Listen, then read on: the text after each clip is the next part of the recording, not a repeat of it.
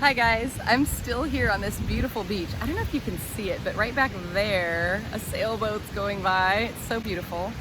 And I have a fun story to share with you about how I learned how to follow my guidance by arguing and having it not work out. So probably some of you guys have experienced this, and it's actually pretty funny. So, you know, years ago, I was really practicing getting facility with following guidance and checking in, finding out what guidance said, etc.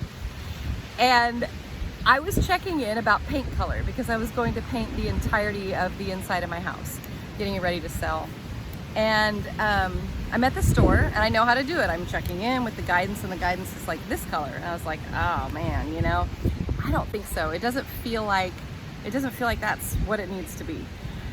And but I listened enough that I got a little tiny, sample and put it on the wall. And then I go back and I check with guidance again, and it's like, that's your color. And I was like, I don't think so. I think it's this other color. So I bought 2 gallons of the other color, and I went home and I started putting it on the wall. And my daughter Natalie was a teenager, early high school.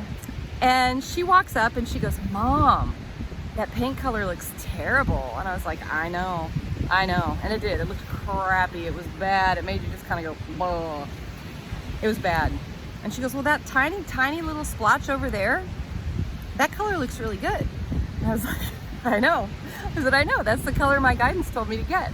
And she goes, oh, Mom, if I were God, I would stop talking to you because you always argue and you never listen.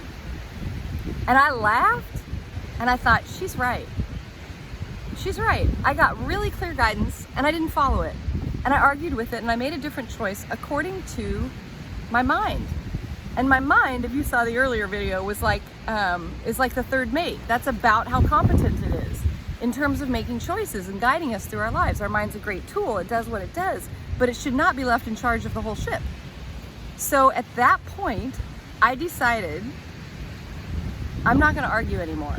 And furthermore, if I can't be trusted with guidance about something as simple and really insignificant as paint color, why would I think that I'm ready for more information and more important things? So what I found is, as I quit arguing and I agreed to follow the guidance, I would tune in, I would check in, I would listen, and I would agree to follow it, even if my mind argued with it. What I found was more guidance poured in. More subtle, specific, detailed information even, more frequent information, because I was showing guidance, which of course is the highest self and God and all your guides and everybody combined, that I was trustworthy and that I was ready to receive the guidance. So this is one of the steps that's in the Essential Guidance Guide that I made. That's a free downloadable PDF that you can have just simply to have a map through how to get really going with your guidance. And if you're a person who's done a lot of that already, it's got some refinement in there that you'll find really useful. And you'll find it at christinelaria.com. So yeah, check it out, it's free.